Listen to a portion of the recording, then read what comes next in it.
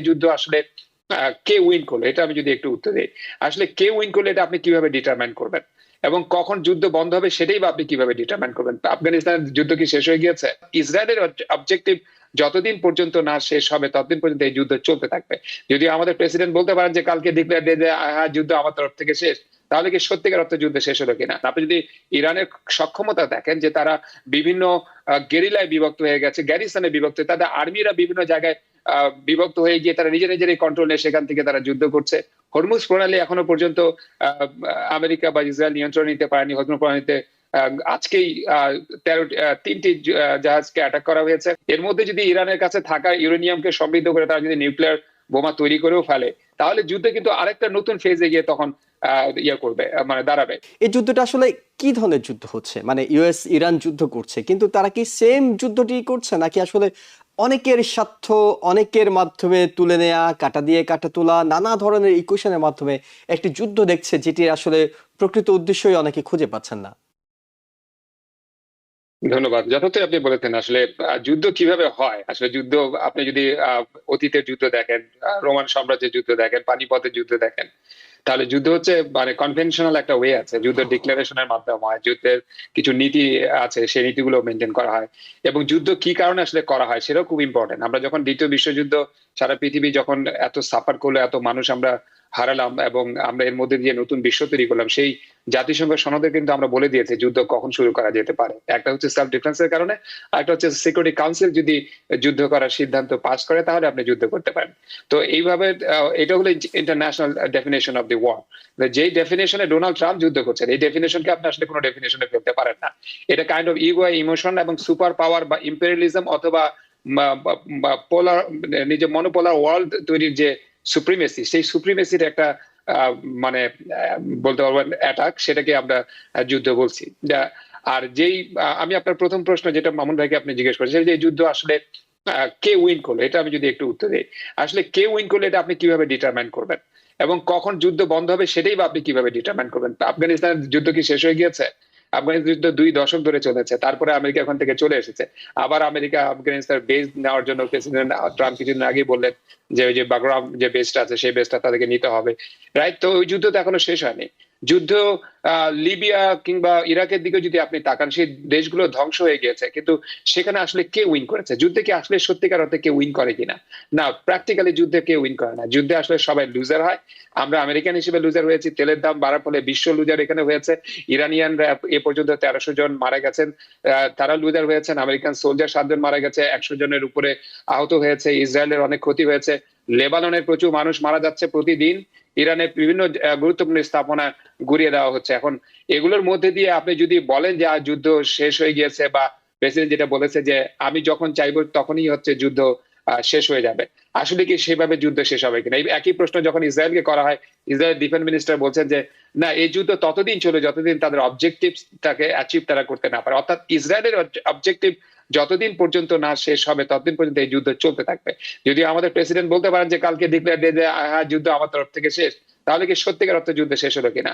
তাহলে তো গত বছর 12ই জুনে যে 12 দিনের, গত বছর জুন মাসে 12 দিনের যে যুদ্ধ হলো, সেই যুদ্ধ তো আমরা উইন ডিক্লেয়ার করেছি। আমরা তো সেখানে আমাদের প্রেসিডেন্ট চিয়ার্স করেছে।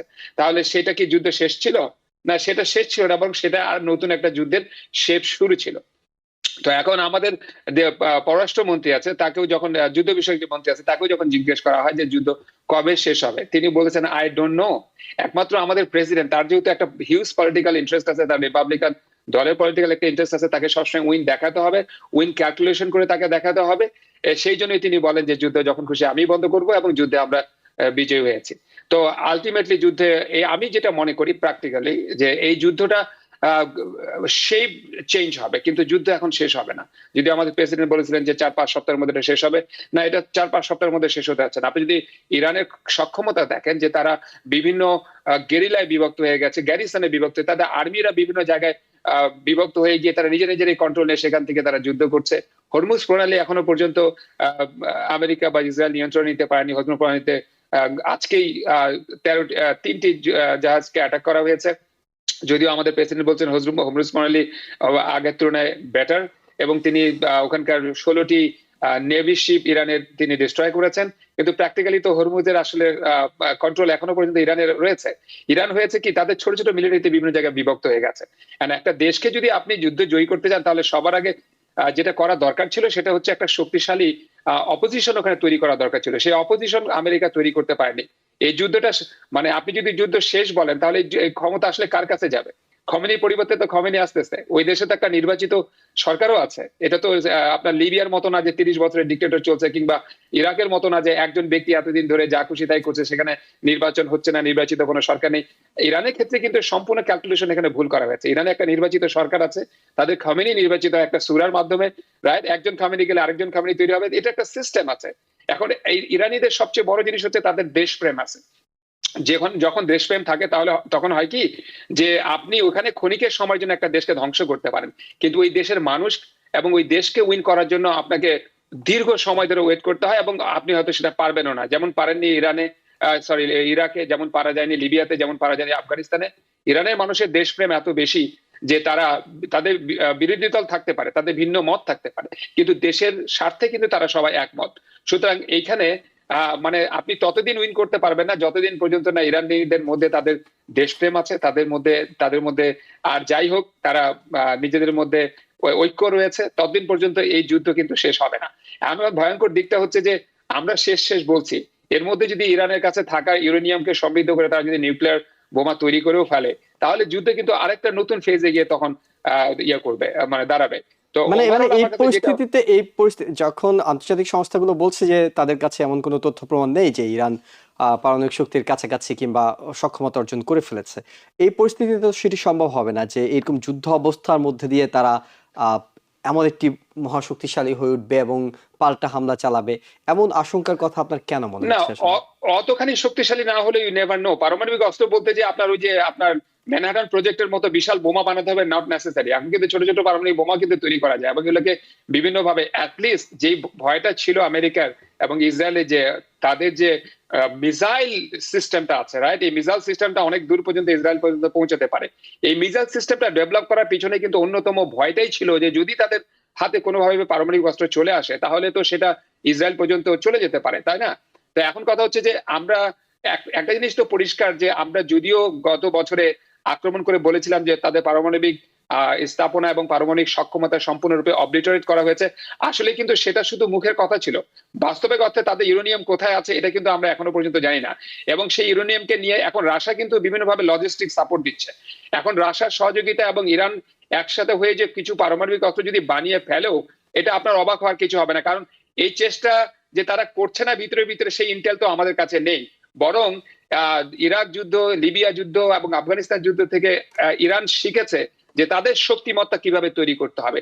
ইরান কিন্তু হাইলি ইন্টেলিজেন্ট একটা কান্ট্রি, এটা কিন্তু ইরাক, লিবিয়া বা আফগানিস্তানের মতো না।